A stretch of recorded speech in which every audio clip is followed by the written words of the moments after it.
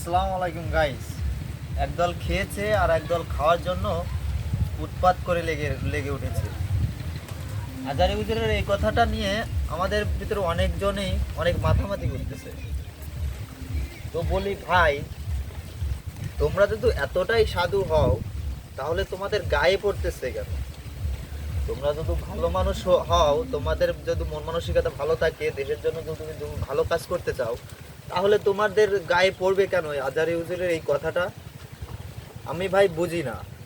তোমরা এমন ভাব দেখাও, মনে হয় যেন উপরে উপরে গাছের উপরে ডাব, গাছের উপরে ডাব খেতে গেছো, একজন এসে বলতেছে গাছে কেড়ে, তুমি বলতেছো যে আমি ডাব খাইনি। এমনটা হয়ে গেল না বিষয়টা?